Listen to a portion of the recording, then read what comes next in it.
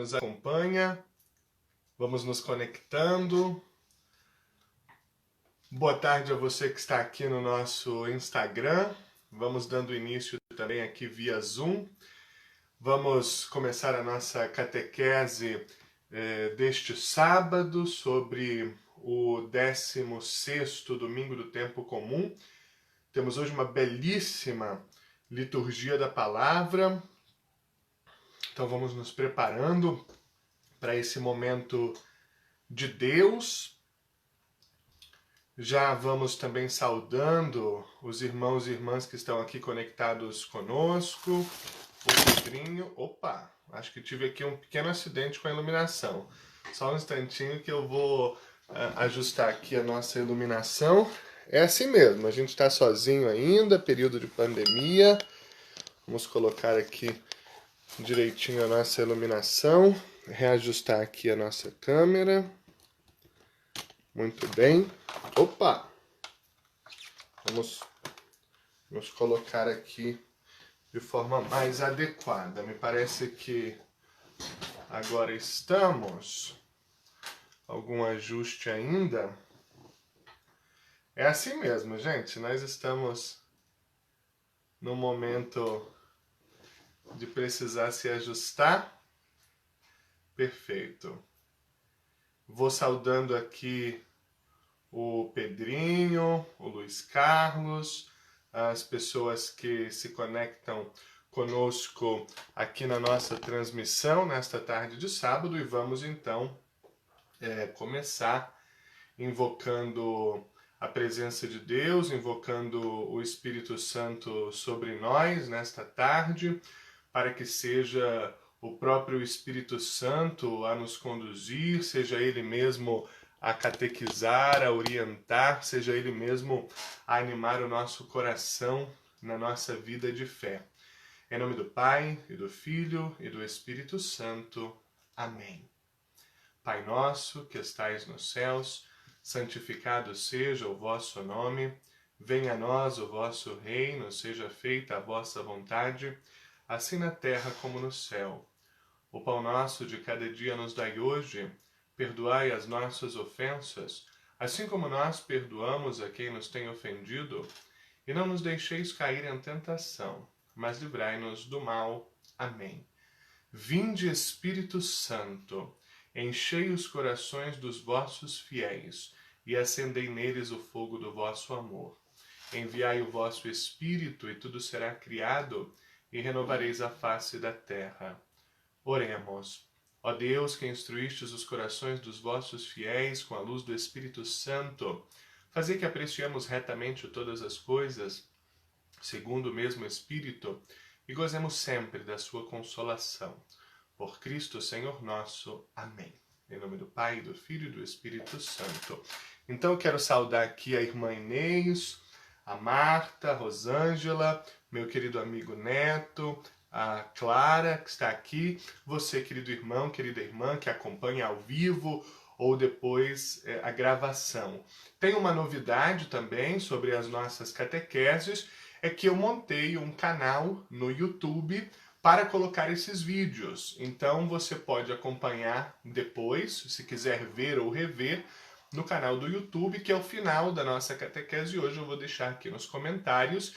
E lá tem um facilitador, lá você pode mudar a velocidade, então você pode assistir mais rápido a nossa catequese ou reassistir conforme quiser. Muito bem, começando. Nós estamos ainda vivendo este período tão difícil, atravessando uma dura pandemia. Aqui no Brasil já estamos perto de 80 mil irmãos e irmãs que faleceram diante desse contexto. É um momento duro, as famílias ainda enlutadas, muito sofrimento na nossa sociedade, sem falar do desemprego, da crise econômica. Mas hoje a palavra de Deus vem ao nosso encontro e traz esperança. É uma palavra consoladora, é um presente, um carinho de Deus para nós neste domingo, a sua palavra. Eu quero, no início da nossa catequese de hoje, exatamente reforçar o papel central que a palavra de Deus tem e a sua capacidade de transformar a vida individualmente e coletivamente. É capaz de transformar também a sociedade. A palavra de Deus, como nós vimos no nosso último encontro, é uma realidade em si mesma e sempre aberta, acolhedora, é potente, irriga a terra seca, faz germinar a semente em cada pessoa, a semente da vida, da esperança, do entusiasmo, gera frutos, ou seja, resultados efetivos em quem escuta e pratica a palavra, quem faz de si mesmo um campo fértil onde a semente de Deus pode germinar, florescer e frutificar. Mesmo quando parece que a nossa existência se traduz em um deserto, mesmo quando os nossos dias parecem terra seca e árida, a palavra de Deus traz vida nova, nova esperança, oferece sentido para quem já o tinha perdido. Hoje, a palavra de Deus nos apresenta a realidade do próprio Deus, as suas características, o seu jeito de ser e, ao mesmo tempo, revela o que Deus espera de nós, o seu desígnio sobre nós. A palavra de Deus mostra ainda as consequências da fé e do empenho em encarnar em si mesmo as características de Deus. Então vejam que é um conteúdo bastante rico, né? Então a palavra de Deus hoje fala de quem é Deus, as suas características, do que Deus espera de nós e dos efeitos em quem procura viver o desígnio de Deus sobre si. Nós temos hoje, no 16º domingo do tempo comum, ou seja, aquele tempo das manifestações de Deus no ordinário da trajetória humana, a encarnação da fé no cotidiano de cada pessoa, textos bíblicos de um grande significado e de uma grande luz. São 4 momentos históricos distintos: o da primeira leitura do livro da sabedoria, o salmista no Salmo 85, o apóstolo Paulo na carta aos Romanos e o próprio Jesus no evangelho descrito por Mateus. Mas o ponto em comum dessas leituras, que agora vamos aprofundar, está na palavra justiça, que é apresentada na Sagrada Escritura como um atributo de Deus. O livro da sabedoria, de onde tiramos a primeira leitura de hoje, ensina que Deus é, antes de outras definições, alguém que cuida. O cuidado como essência da ação de Deus sobre a criação, particularmente sobre o ser humano, claro. Logo no início da leitura, que agora faremos, o autor sagrado faz referência à justiça e cola nela, desde logo, a indulgência, a força, a perfeição, a clemência, a consideração, a esperança e o perdão. Todos esses elementos se ligam à justiça em Deus. E no Salmo 85, o salmista enumera algumas qualidades de Deus. Ele diz: Deus é bom, é fiel, é clemente, é grande, realiza maravilhas, é paciente, constante no perdão e é amor. Já na era cristã, na segunda leitura que veremos hoje da carta de Paulo aos Romanos, o apóstolo Paulo, nessa que é a sua carta mais abrangente, que marca a posição do cristianismo na história, escreve a essa comunidade recém-formada em Roma que Deus, por meio do seu Espírito, vem em socorro da nossa fraqueza. E no Evangelho, na segunda parte do discurso das parábolas do reino de Deus, o evangelista Mateus descreve hoje 3 parábolas, diferente de uma que foi a do último domingo, a do semeador, e dessa vez Jesus narra aquela famosa parábola do joio e do trigo e também as parábolas do fermento na massa e a parábola do grão de mostarda. Então esse é o nosso conteúdo de hoje, né? Como já havia feito por ocasião da parábola do semeador, Jesus também hoje explica a parábola aos seus discípulos, que depois pedem a ele esse aprofundamento. Jesus aponta para a realidade de Deus, né? Do mundo, do diabo, do inferno, do fim dos tempos, dos anjos e da justiça, para concluir com a frase que é hoje o grande título da nossa catequese, que diz exatamente: os justos brilharão como o sol no reino do Pai. Quem tem ouvidos, ouça. Façamos então a leitura do livro da sabedoria, que é a primeira leitura de hoje. É livro da sabedoria, capítulo 12, versículos 13 e depois 16 a 19. Ouçamos. Leitura do livro da sabedoria. Não há, além de ti, outro Deus que cuide de todas as coisas e a quem devas mostrar que teu julgamento não foi injusto. A tua força é o princípio da tua justiça, e o teu domínio sobre todos te faz para com todos indulgente. Mostras a tua força a quem não crê na perfeição do teu poder, e nos que te conhecem castigas o seu atrevimento. No entanto, dominando tua própria força, julgas com clemência e nos governas com grande consideração.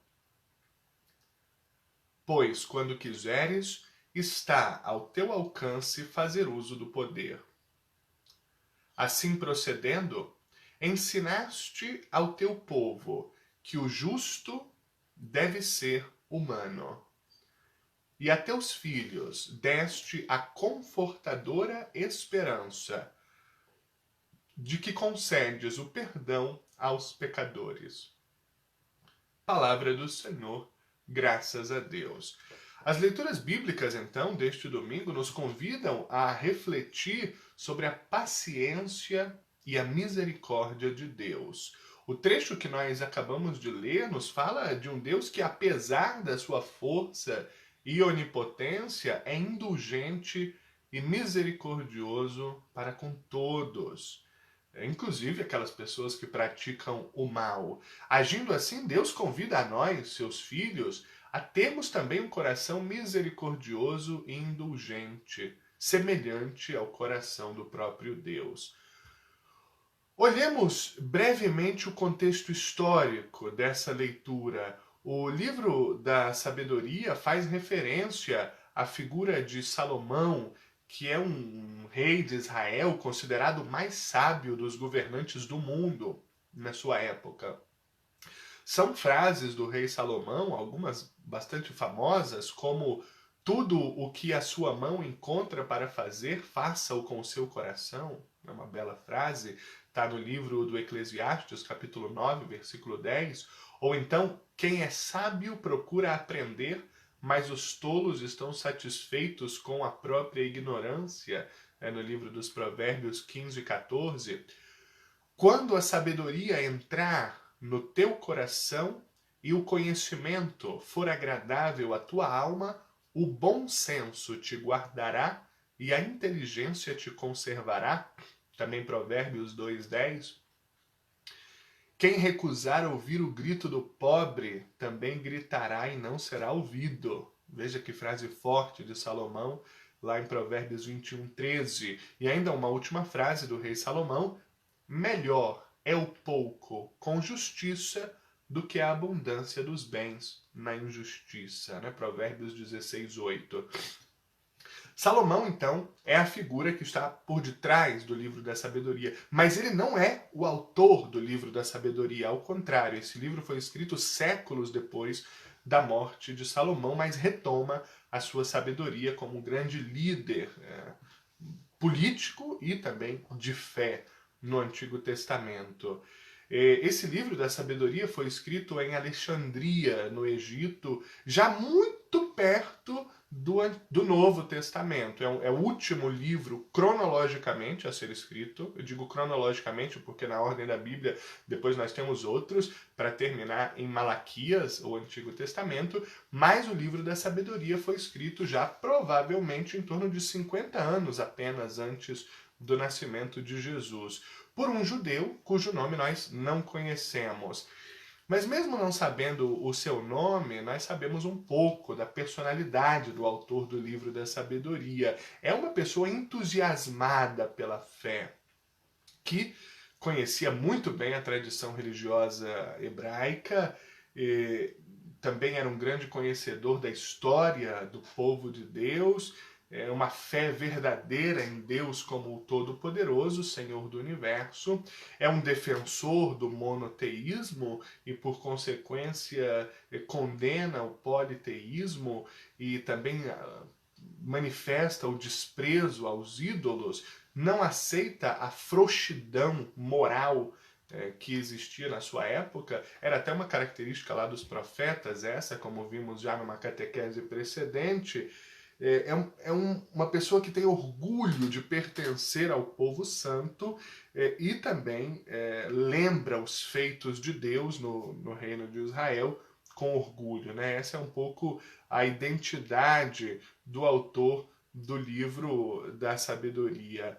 Esse trecho, então, que lemos, foi escrito provavelmente poucas décadas antes do nascimento de Jesus e traz exatamente um olhar sobre as grandes culturas que existiam na época. A filosofia grega, com toda a sua complexidade, com toda a sua amplitude, e também um olhar sobre o milenar pensamento egípcio, sobretudo estando em Alexandria, que à época era a capital do Egito, uma cidade grande, cosmopolita, com mais de 500 mil de habitantes, pelo menos, e onde viviam cerca de 200 mil judeus, né?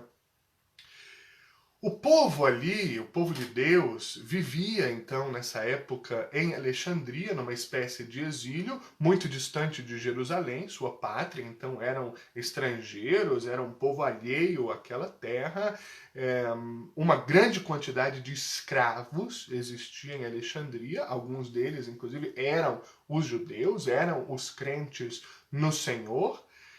E ali acontece que a mentalidade religiosa se mistura com a mentalidade pagã, né? O povo perde a sua identidade de fé e por isso mergulha num profundo sofrimento. Os destinatários do livro da sabedoria são, em primeiro lugar, os governantes, para que hajam com justiça, super atual, não é? Em segundo lugar, os intelectuais. Inclusive, o autor do livro da sabedoria provavelmente era um grande intelectual, até porque ele escreve esse livro em grego, e num grego fluente, mesmo sendo de provável origem hebraica. E, então, para os intelectuais, para que eles pudessem conhecer a sabedoria de Deus e assim chegar à plenitude do conhecimento humano, do pensamento filosófico. E, em terceiro lugar, né, é dirigido o livro da sabedoria aos que acreditavam no Senhor, que precisavam de um incentivo para continuar firmes nas suas tradições, para preservar sua identidade de fé diante de uma cultura helenística globalizada, né? Ou seja, a cultura grega que já havia se espalhado por todo o mundo conhecido à época, ou pelo menos por aquela parte toda do Oriente Médio, onde estava o berço das civilizações assim concebidas, né?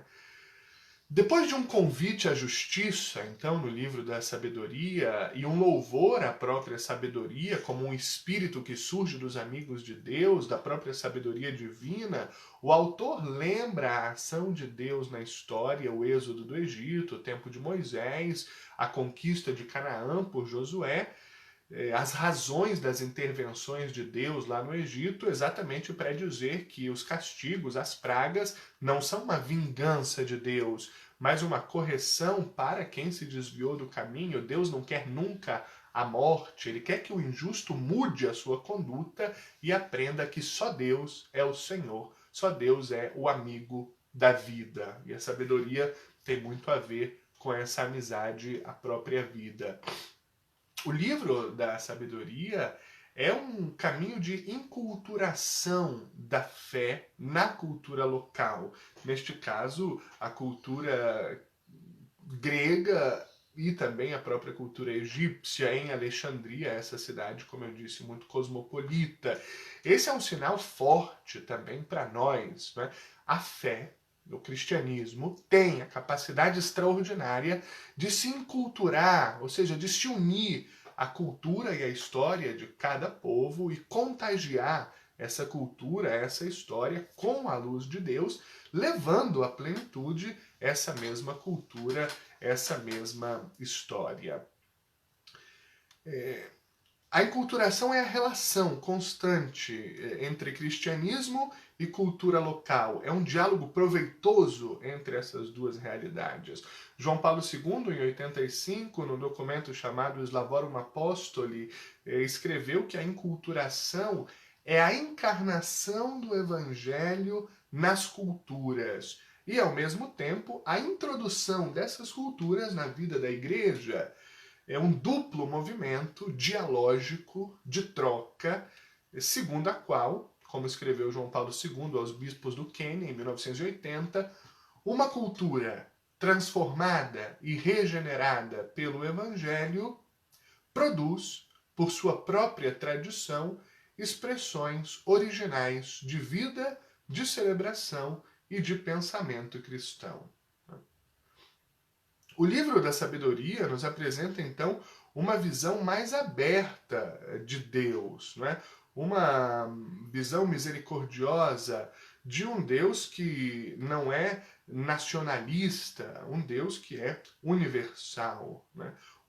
Essa universalidade, na verdade, não é uma novidade, já tinha sido trazida antes em Isaías, em Jeremias, em Sofonias, mas o povo, de modo geral, ainda aprisiona Deus ao próprio conceito de nação. O livro da sabedoria, então, dá ênfase a essa universalidade de Deus. Né?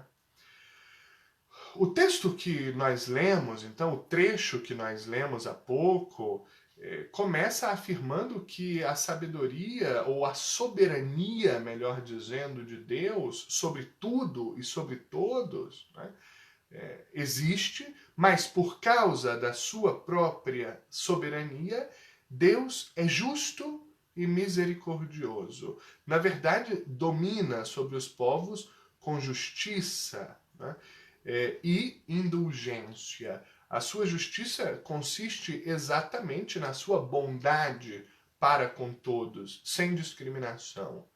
Aos pagãos, ele mostra a sua força. Aos crentes arrogantes e nacionalistas, ele castiga o atrevimento. É um Deus que tem o poder à sua disposição, mas não o utiliza para oprimir. Ele sabe dominar a própria força, julgando com moderação e governando com grande consideração. Né? Esse modo de ser de Deus é um ensinamento constante e universal de que toda pessoa justa deve ser amiga da humanidade. Esse é o proceder da própria sabedoria. Né? Deus é um Deus que se abre para todos os seus filhos, com a confortadora esperança do perdão dos pecados. A tua força, diz o trecho que lemos, é princípio de justiça. Teu domínio sobre todos te faz com todos indulgente. Porque possui a plenitude exatamente da força e não tem razão alguma para dela abusar, Deus exerce a sua justiça com total liberdade. Exerce o seu domínio soberano sobre todos os seres igualmente e, né, convida a usar a clemência para com todos, porque é assim que ele próprio age. Deus infunde nos justos a coragem, a esperança e, destaco, a capacidade de amar. Amar sem limites, sem discriminações, sem reducionismos, amar até o pecador. sempre, claro, repudiando o pecado. Deus não é escravo da sua própria força. Nós muitas vezes somos. Contrariando a nossa impaciência e a nossa intolerância, Deus aguarda que o justo se converta. Deus deu provas de uma extrema moderação na manifestação da sua bondade, da sua misericórdia, da sua justiça. Deus não tinha que provar nada a ninguém, ninguém pode exigir de Deus uma prestação de contas, mas ainda assim age de maneira equilibrada, moderada, porque é um Deus justo. A justiça no Antigo Testamento não é a estrita aplicação da lei, mas é, sobretudo, a fidelidade à própria essência. A essência de Deus é amor, é bondade, é misericórdia. Por isso, em Deus, ser justo equivale a amar. Em Deus, justiça e amor constituem a mesma realidade. Deus, porque ama, é justo. E sendo justo, ama.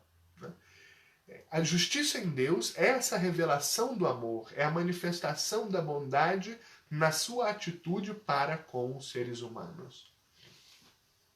O mais significativo aqui é que a justiça de Deus não é exercida apenas sobre o povo de Deus,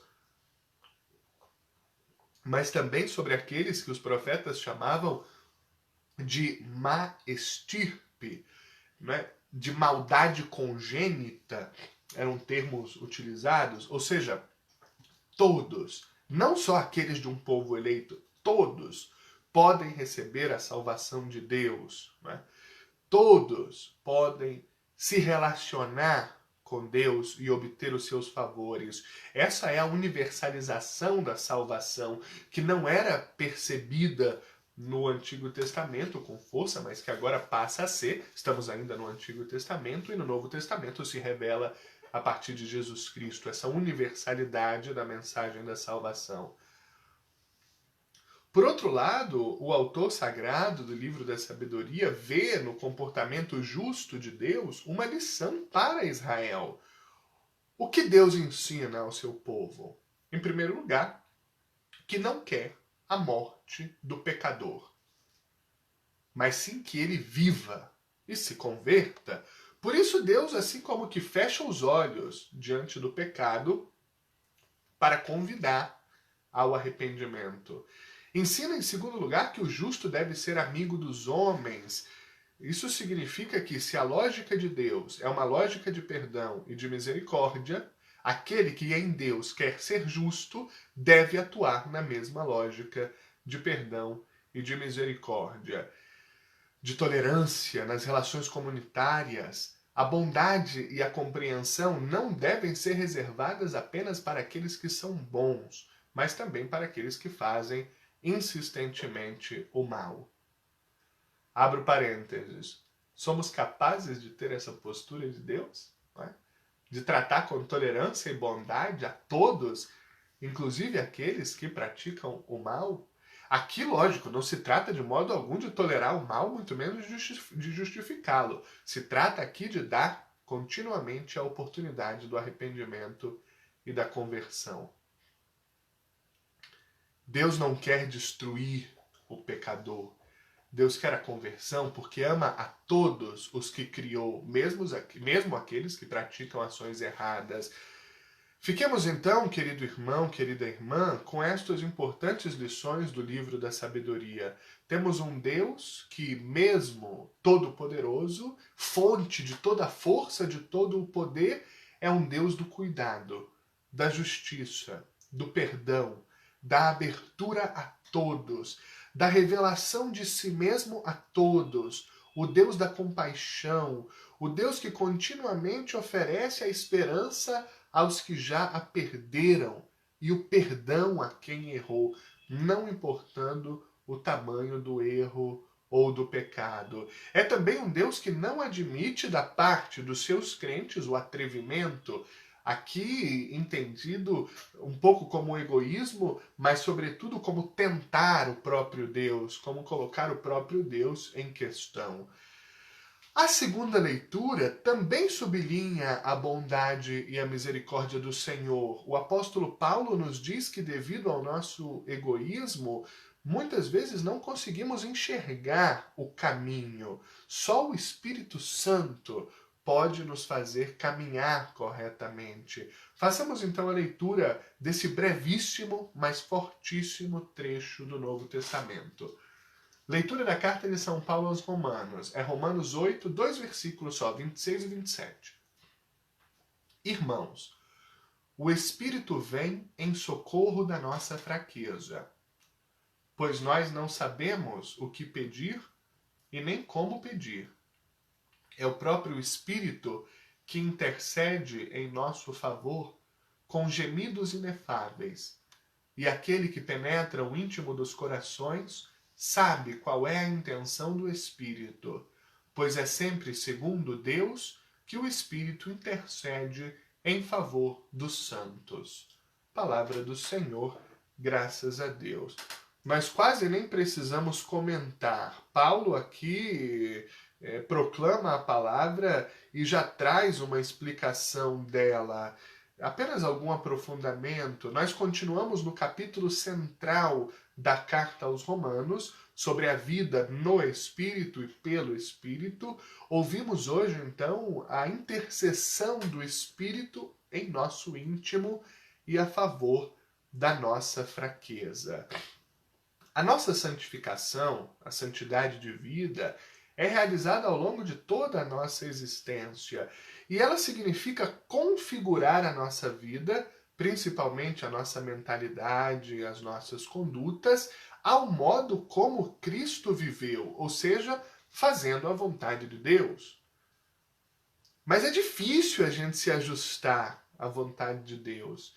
Em muitos momentos da vida, nós nem mesmo sabemos discernir qual é a vontade de Deus. Não sabemos o que pedir a Deus. E muitas vezes, sem saber, nós insistimos com Ele para que nos conceda o que poderá ser até prejudicial a nós ou aos outros. Somos, às vezes, assim como que bebês que tentam se comunicar, mas não sabem articular corretamente a linguagem, palavras compreensíveis, fazemos sons sem sentidos, às vezes, as revelações. O Espírito Santo, então, em nós faz essa mediação. Transmite ao Pai o que nós não conseguimos expressar devido à nossa pequenez, à nossa fragilidade. No domingo passado, São Paulo havia afirmado que a criação geme em dores de parto. Na leitura de hoje, nós podemos entender que os cristãos também gemem. Isso significa que nós cristãos somos frágeis também, unidos ao restante da criação. O Espírito, então, se faz solidário a nós. Não tira a nossa fraqueza, mas nos ajuda na nossa debilidade. Sem a ajuda do Espírito na nossa vida, nós não saberíamos sequer dizer a Deus o que dizer a Deus nas nossas orações. Então, se você sente a fraqueza, a impotência diante dos problemas da vida, a dificuldade de seguir em frente, o desafio de aumentar ou mesmo preservar a fé, se faltam a você as forças físicas ou espirituais, clame ao Espírito Santo e ele imediatamente virá ao seu encontro. Nesse ponto, se faz necessária a oração. Como eu tenho repetido aqui nas nossas catequeses, precisamos orar mais e orar melhor. A exemplo de Jesus, e conforme o costume dos primeiros cristãos, Paulo recomenda orar sem cessar. Ele mesmo reza sem parar pelos fiéis e pede que os fiéis rezem sempre por ele e uns pelos outros. Olha a importância de a gente rezar sempre uns pelos outros. A respeito da oração também, Paulo coloca com muita força a necessidade de orar pelos irmãos que estão doentes, pelos irmãos pecadores. Orar diante da necessidade do progresso espiritual. o afastamento dos obstáculos exteriores, né? Orar pelo bem social, pela evolução da nossa sociedade. Paulo insiste muito na oração de gratidão, na ação de graças a Deus, que deve acompanhar todas as nossas ações, as refeições, os contatos com o outro, né? Ele mesmo começa sempre orando e pede que a oração penetre nas nossas relações cristãs. Os 2 versículos de hoje são o final do trecho que foi intitulado pela Bíblia de Jerusalém Destinados à Glória. Como nós vimos no domingo anterior, existe uma solidariedade entre a humanidade e a criação. Se o pecado prejudicou toda a humanidade a partir de Adão, agora a graça trazida pelo homem, Deus, Jesus, também beneficia e recupera a glória de toda a criação. Mas como isso acontece, se nós somos tão frágeis? Pela força do Espírito Santo, que supera a nossa fraqueza. É o Espírito, a força de Jesus, a força de Deus, que atuou já nos profetas, que anunciaram a presença forte e transformadora do Espírito.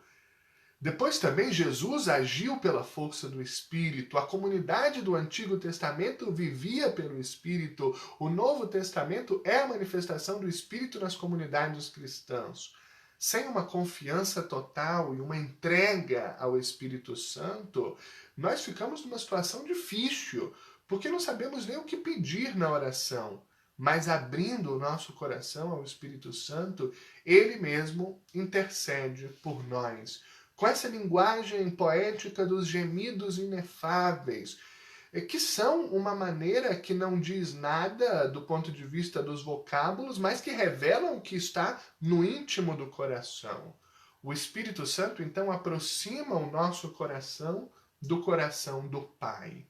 E o Pai sabe o que está dentro do coração dos seus filhos, sabe perfeitamente qual é o desejo levado pelo Espírito e atende a nossa linguagem, né? A segunda leitura é, então, um convite implícito a tomarmos consciência do amor que Deus dedica a nós, a sua preocupação com a nossa salvação, com a nossa realização plena. Nós não somos minúsculos grãos de areia abandonados ao sabor das tempestades e dos ventos.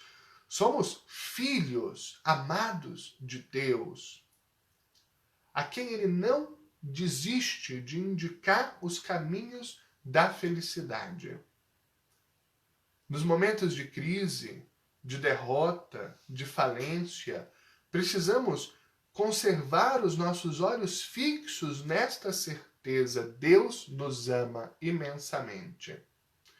Por isso, Deus nos oferece de forma gratuita e incondicional a salvação. O Espírito de Deus, vivo e atuante na história, é, digamos assim, a prova provada do amor de Deus por nós. O Espírito nos oferece dia após dia a vida de Deus, leva ao encontro com Deus, faz com que a nossa voz chegue ao coração de Deus. É preciso, claro, disponibilidade da nossa parte para acolher os sinais de Deus, acolher o Espírito Santo e deixar-se conduzir até o coração do Pai. Acolher o Espírito Santo é sair do egoísmo, do orgulho, da autossuficiência e descobrir com humildade e simplicidade os caminhos e os desafios de Deus. Passemos agora ao Evangelho. No domingo passado, nós entramos no terceiro discurso do Evangelho de Mateus, que é sobre as parábolas do reino, e escutamos a parábola do semeador, aquelas sementes que caem em vários tipos de terra. Depois da pergunta do significado da parábola, Jesus explica aos seus discípulos o que ela efetivamente significava. Hoje encontramos 3 parábolas contadas pelo Mestre. As parábolas do reino que querem mostrar aos discípulos de Jesus, e aqui nós estamos incluídos, que o reino de Deus vai se implantando devagarzinho, sempre segundo a paciência e a misericórdia de Deus, não segundo as nossas precipitações. Façamos então a leitura do Evangelho. É Mateus 13, 24, 43. Eu convido, como sempre, a escutar o Evangelho, assim com o coração todo aberto. Naquele tempo, Jesus contou outra parábola à multidão. O reino dos céus é como um homem que semeou boa semente no seu campo. Enquanto todos dormiam, veio o inimigo, semeou o joio no meio do trigo e foi embora. Quando o trigo cresceu e as espigas começaram a se formar, apareceu também o joio. Os empregados foram procurar o dono e lhe disseram: Senhor, não semeaste boa semente no teu campo? De onde veio então o joio? O dono respondeu: Foi algum inimigo que fez isso. Os empregados lhe perguntaram: Queres que vamos arrancar o joio? O dono respondeu: Não. Pode acontecer que, arrancando o joio, arranqueis também o trigo. Deixai crescer um e outro até a colheita. E no tempo da colheita, direi aos que cortam o trigo: arrancai primeiro o joio, amarrai-o em feixes para ser queimado. Recolhei, porém, o trigo ao meu celeiro. Jesus contou-lhes outra parábola. O reino dos céus é como uma semente de mostarda, que um homem pega e semeia no seu campo. Embora ela seja a menor de todas as sementes, quando cresce fica maior do que as outras plantas, e torna-se uma árvore, de modo que os pássaros vêm e fazem ninhos nela. Jesus contou-lhes ainda uma outra parábola. O reino dos céus é como um fermento, que uma mulher pega e mistura em 3 porções de farinha, até que tudo fique fermentado. Tudo isso Jesus falava em parábolas às multidões. Nada falava sem usar parábolas, para se cumprir o que foi dito pelos profetas. Abrirei a boca para falar em parábolas. Vou proclamar coisas escondidas desde a criação do mundo. Então Jesus deixou as multidões e foi para casa. Seus discípulos vieram ter com ele e disseram: Explica-nos a parábola do joio. Jesus respondeu: Aquele que semeia a boa semente é o Filho do Homem. O campo é o mundo. A boa semente são os que pertencem ao reino. O joio são os que pertencem ao maligno. O inimigo que semeou o joio é o diabo. A colheita é o fim dos tempos. Os ceifeiros são os anjos. Como o joio é recolhido e queimado ao fogo, assim também acontecerá no fim dos tempos. Os ceifeiros, o Filho do Homem enviará os seus anjos, e eles retirarão do seu reino todos os que fizeram os outros pecar, e os que praticam o mal. E depois os lançarão na fornalha do fogo. Aí haverá choro e ranger de dentes. Então os justos brilharão como o sol no reino do seu Pai. Quem tem ouvidos, ouça. Palavra da salvação, glória a vós, Senhor. A parábola do joio e do trigo, que abre esse discurso de hoje de Jesus, ensina que é preciso ter presente na vida cotidiana paciência. Uma virtude difícil, sobretudo no nosso tempo, mas necessária dentro da vida diária, da vida espiritual e da trajetória com Deus. Em um tempo como o nosso, em que a humanidade se orgulha de dominar a tecnologia, os bens e até as pessoas, Jesus vem ensinar que a paciência é uma virtude básica para vivificar os mistérios da fé e vencer as adversidades da vida presente. Hoje, as pessoas gostam de viver assim do imediato. Existe um hedonismo desvairado, ou seja, uma busca desenfreada pelo prazer. As relações sociais e amorosas são passageiras, efêmeras, não geram compromisso. A humanidade contemporânea não suporta mais o sofrimento, a derrota, as dificuldades, a resignação. É próprio da nossa sociedade procurar uma solução para tudo, para todos os problemas, e logo. Não se tem mais paciência, nem para a vida espiritual. As pessoas não compreendem mais o significado do tempo de Deus, o tempo da graça, o tempo da conversão, o tempo da amizade com o Senhor ressuscitado. O ser humano hoje quer satisfações imediatas, quer eliminar os seus opositores, cortar etapas, abrir atalhos, inclusive antiéticos. Mas as coisas de Deus, as coisas do reino, do Salvador, acontecem num ritmo próprio. E muitas vezes com sofrimento, com resignação. Por causa disso, muitos hoje não conseguem mais enxergar a beleza do cotidiano da vida. O reino de Deus é um trigal, conforme apresentado por Jesus. Cristo vem semeá-lo dentro de nós, em nosso coração e também na sociedade.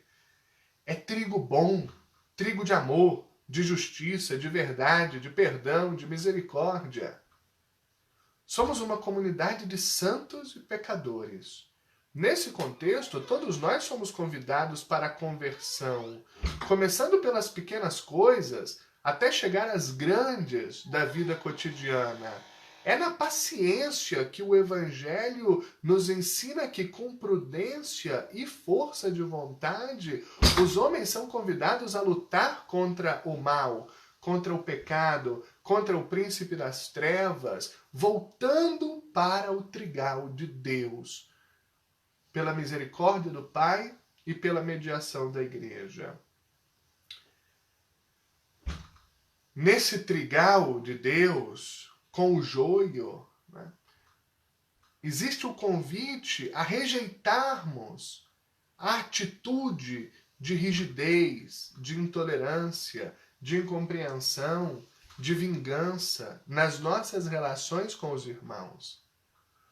Esse Senhor da parábola não aceita a intolerância, a impaciência, o radicalismo desses servos, entre aspas, que pretendem cortar o mal pela raiz, arrancar, correndo o risco de serem injustos, porque poderiam arrancar também o trigo, a semente boa, de cometerem esse mal de jogar tudo no mesmo saco e mandar embora, né? Gente, tem uma porta batendo aqui por causa do vento que alguém largou aberta. Deixa eu fechar aqui a porta.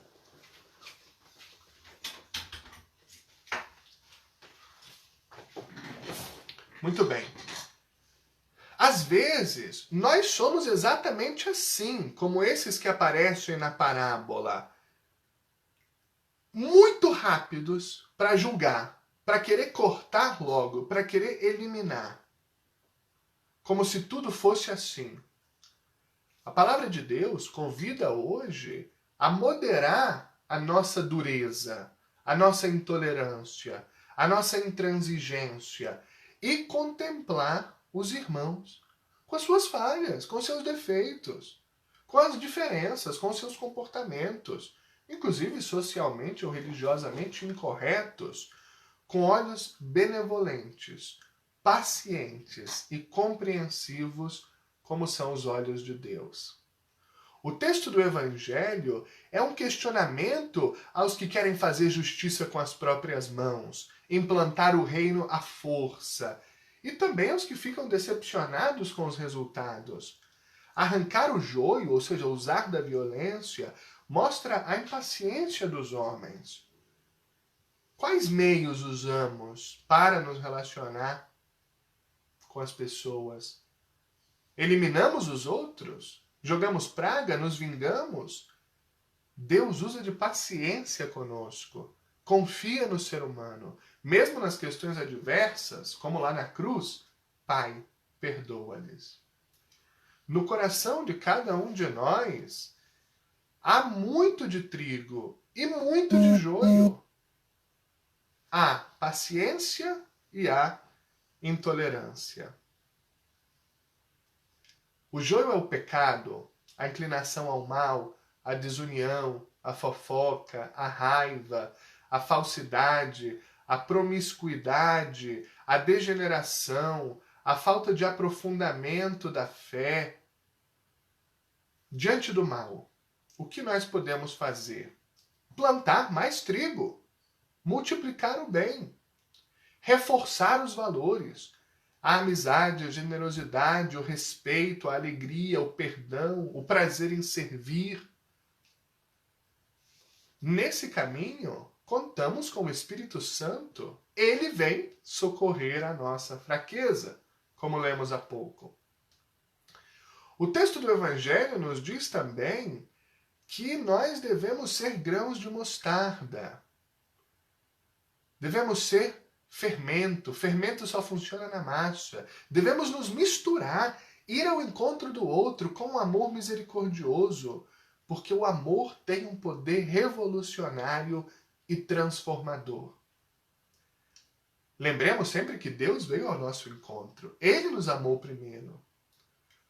O primeiro momento da parábola quer dizer que nós vivemos a fé numa permanente situação de tensão entre o que queremos ser, tentamos ser, nos orientamos para ser e o que efetivamente nós somos.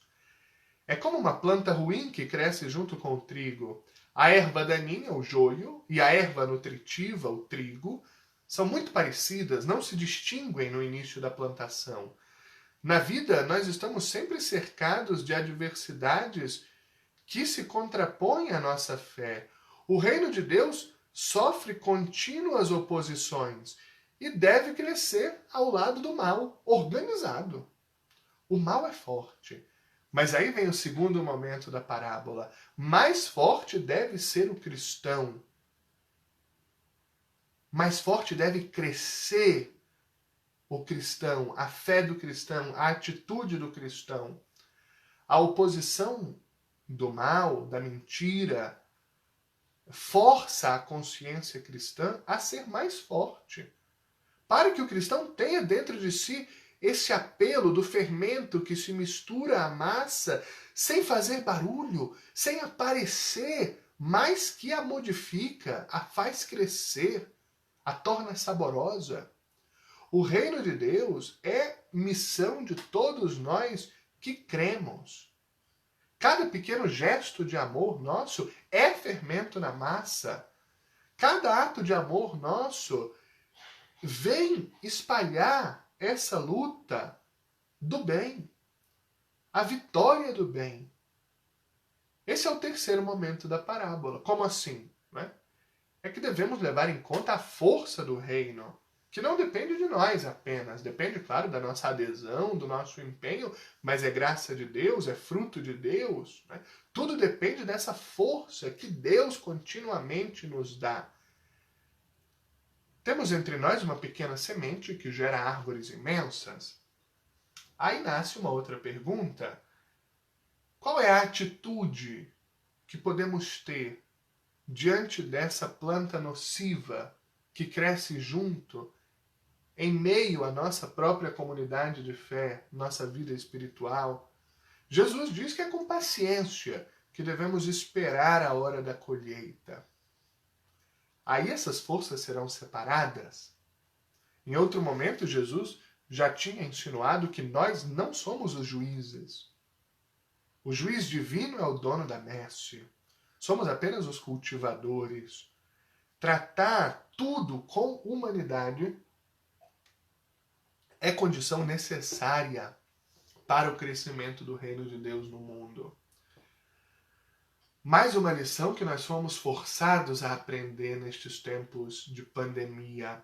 Temos que agir, como Deus diz na primeira leitura, dominando a própria força, julgando com clemência e governando com consideração. E Paulo, na segunda leitura, apresenta a arma para nos proteger, o Espírito de Deus, que reza dentro de nós. Não estamos sozinhos diante das dificuldades. Deus está dentro de nós com o seu Espírito que se comunica conosco de maneira inefável e assim se relaciona conosco. Quero reforçar um ponto. No último domingo, eu expliquei, diante dos 4 terrenos da parábola do semeador, que nós não somos um ou outro terreno. Nós somos os 4 terrenos. Sempre seremos os 4 terrenos. É cada escolha nossa que determina qual terreno vai abrigar a semente. Igualmente hoje. Ninguém deve agora ficar se perguntando aí, puxa vida, diante desse evangelho, eu sou joio ou eu sou trigo? Você não é ou joio ou trigo, você é joio e trigo. Os dois, sempre. Como é isso?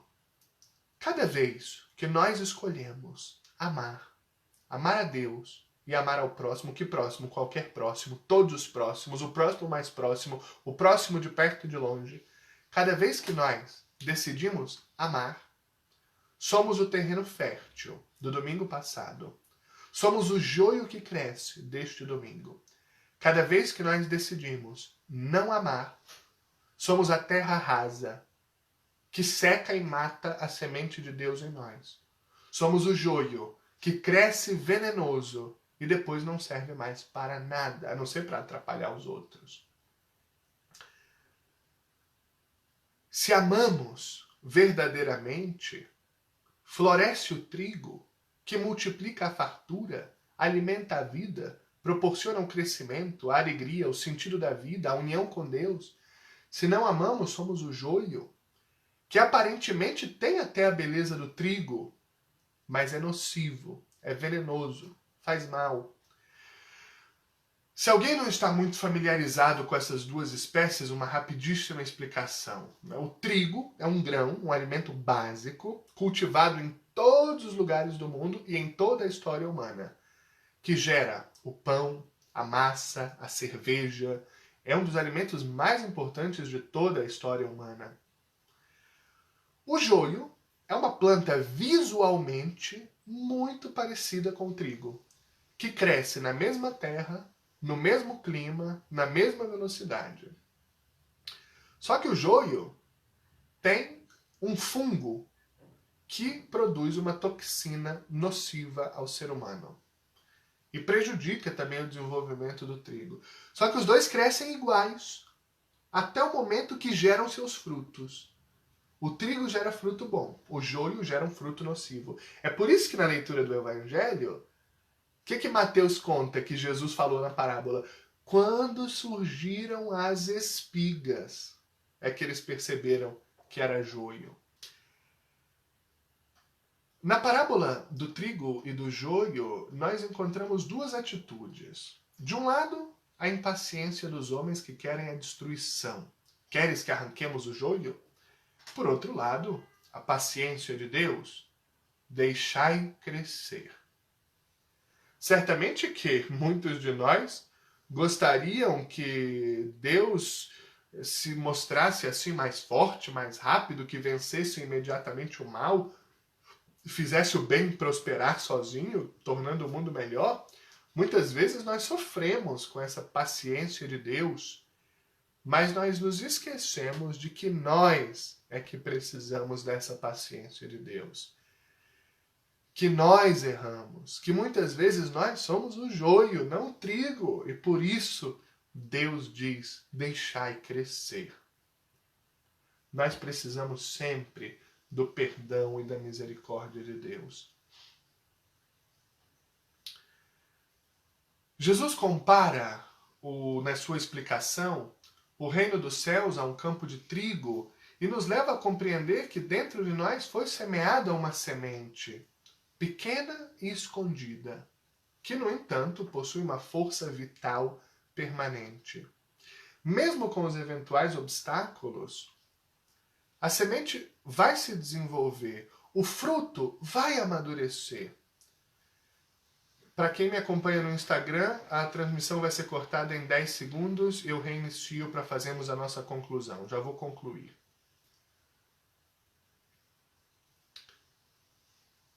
Eu dizia, esse fruto, então, só será bom se o terreiro da vida for cultivado com a conformidade à vontade de Deus. Isso significa que nós devemos conservar a graça que nós recebemos desde o batismo. Continuar a alimentar a fé no Senhor. Isso nos fortalece. Impede que o mal crie raízes em nós. O inimigo que semeou o joio, diz Jesus, é o diabo. O inimigo que usa sempre todos os instrumentos que encontra para instabilizar a vida do ser humano e a sua unidade. Esse inimigo que quer romper a relação de Deus com o homem, que quer romper a vida humana, a prática do Evangelho. Concluo. Com um pensamento ainda sobre a justiça na lógica bíblica, como começamos o encontro de hoje. O conceito de justiça tem a sua origem no termo latim, justitia, e se refere a uma das 4 virtudes cardeais. Significa uma constante e firme vontade de dar aos outros o que lhe é devido. Isso, inclusive, é um contexto jurídico muito antigo, lá de Ulpiano, dar a cada um o que é seu. A justiça é aquilo que se deve fazer, de acordo com o direito, com a razão e com a equidade. Justiça é um conceito que se refere ao estado ideal de interação social, ou seja, as relações, em que há um equilíbrio, que por si só deve ser razoável, imparcial entre os interesses, riquezas, oportunidades, entre as pessoas envolvidas em um determinado grupo social. É um conceito que passa pelo direito, pela filosofia, pela ética, pela moral, pela religião. A justiça é uma das ideias centrais do Antigo Testamento. É tema da lei, da oração, da esperança e do ideal do povo que crê. Por isso, a justiça aparece em toda a Escritura, com uma grande abundância de paralelos, especificações, contextos, também o tema da justiça social, dos direitos humanos. E, no conteúdo bíblico, a justiça não se diferencia da misericórdia e do amor. A justiça na Bíblia é o respeito concreto e eficaz dos direitos de todos, em particular dos fracos, e encontra o seu fundamento na fraternidade dos homens. Isso está lá no livro do Levítico, lá no início, particularmente do povo que crê. A palavra justo, agora falando do Novo Testamento, vem de um termo grego, dikaios, que indica a justiça, a retidão e a excelência moral de Deus. Segundo as Escrituras, Deus é um ser absolutamente justo, que age sempre de uma maneira perfeitamente consistente com o que ele é. Aqui vem o contexto de justiça que eu dei no início do encontro. Não é a aplicação severa da lei, mas é a coerência com a própria essência, com o próprio ser. Não existe nada de falso ou incorreto na natureza de Deus e nas obras da sua criação. As suas obras são absolutamente perfeitas.